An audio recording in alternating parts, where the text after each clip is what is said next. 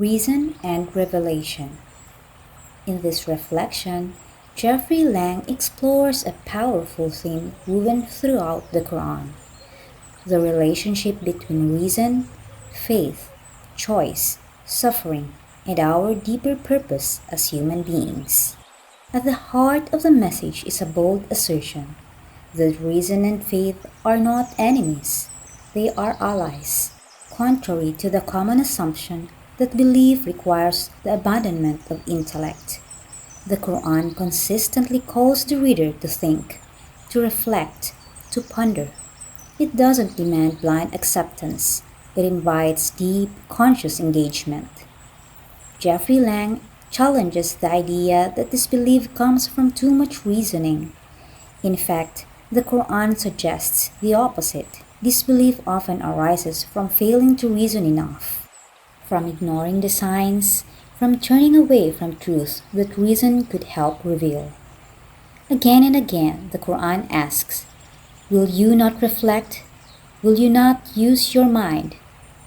But this call to reason is not detached from human experience.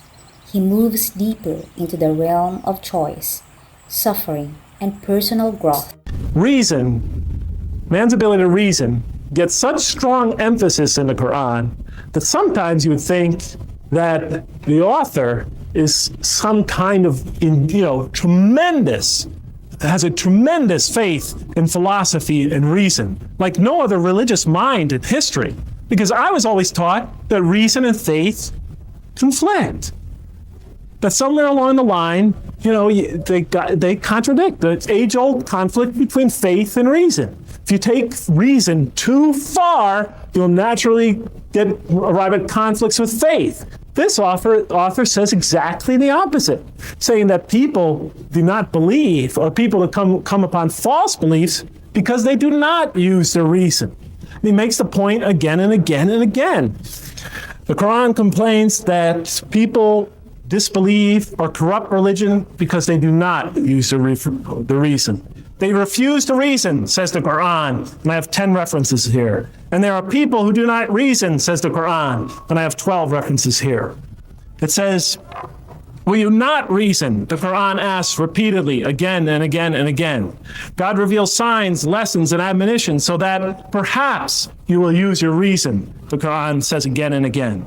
From the author's viewpoint, reason and faith are allies, as are illogic and false belief. And he clearly sets a conflict along these lines. The right way is clearly distinct from error, he says. Those who benefit most from the Quran, the author says, are persons of insight, firmly rooted in knowledge, use to reason, and stand on clear evidence and proof. While those who oppose the revelation are deluded and manifest error, ignorant, foolish, have no understanding, only follow surmise and conjecture, and blindly adhere to tradition. In an almost Socratic style, the author asks the reader again and again and again, "What do you think? Have you considered this? Do you suppose? Do you ponder? Do you not think?" The message is clear. And in order to be guided to truer faith, we need to free ourselves from inherited notions and examine our beliefs rationally. That was clearly the position of the author. I thought he was walking a dangerous, slippery slope. Because once you start pushing too much for reason, you'll eventually start trapping yourself, presenting a system that cannot stand up to its demands. But I was intrigued. The Quran portrays human beings as moral agents, free to choose, to err, and to grow. God does not impose belief or perfection. Instead, He allows space for mistakes, for learning, for transformation. Do not the believers know that, had God willed, He could have guided all mankind?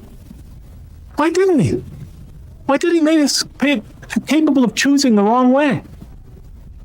And if God had willed, we could have given every soul its guidance. Okay, make us all clones of one another, rightly guided angels. Instead, He doesn't. He lets us make choices, lets us make errors, lets us make mistakes, gives us an intellect.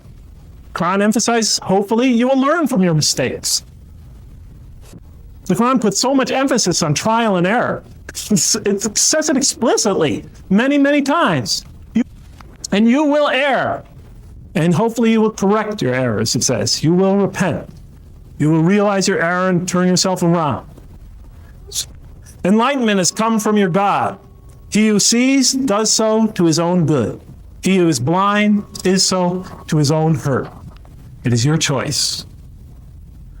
And whoever is guided is only to his own gain.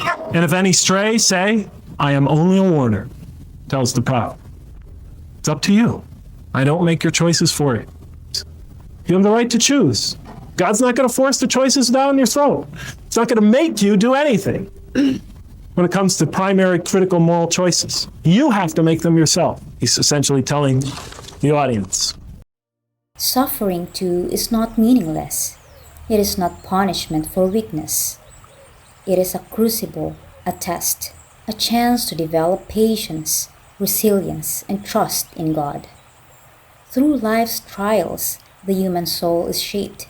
It is challenged to rise, to endure, and to evolve. What does he have to say about suffering? But what possible purpose could it serve? Most assuredly, we will try you with something of danger and hunger and the loss of worldly goods, of your loss of your lives and the fruits of your labor.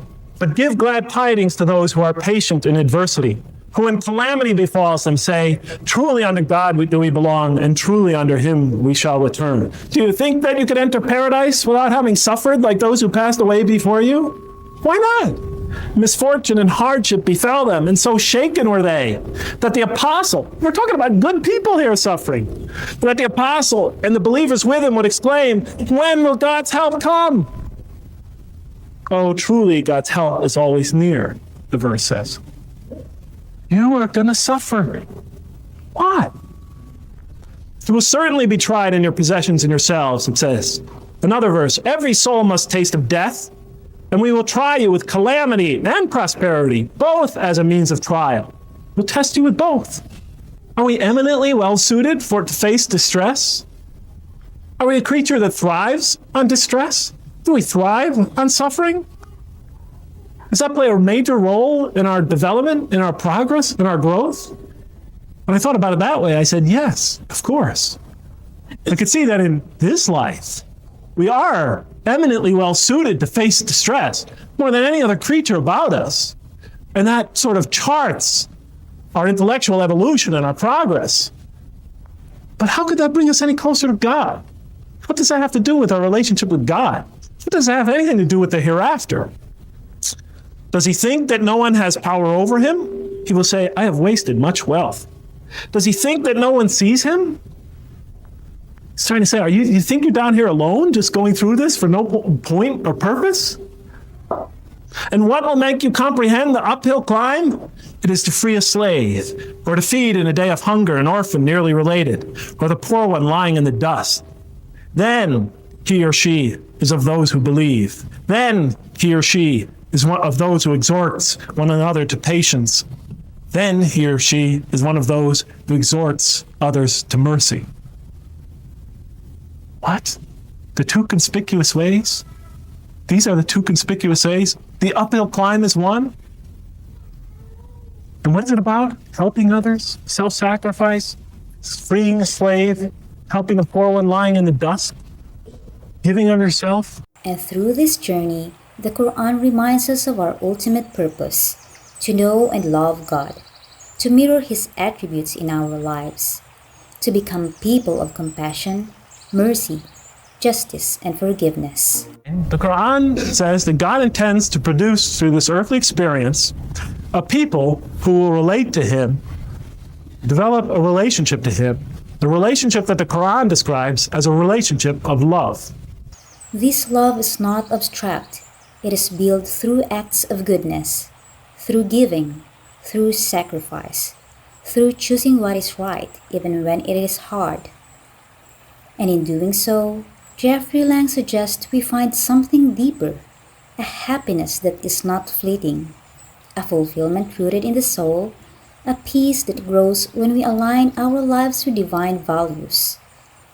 In the end, the Qur'an presents a vision of life that is intellectually rich, morally challenging, and spiritually profound. A vision where reason and faith walk hand in hand, where every trial has meaning, and where the highest purpose of all is to love and be loved by the one who created us. Thank you for watching. Let's make a difference together. If this video inspired you, hit like, follow, and share it with others. Your support helps spread knowledge and positivity, building a community where we all grow. Every like, follow, and share makes an impact. Let's keep the momentum going.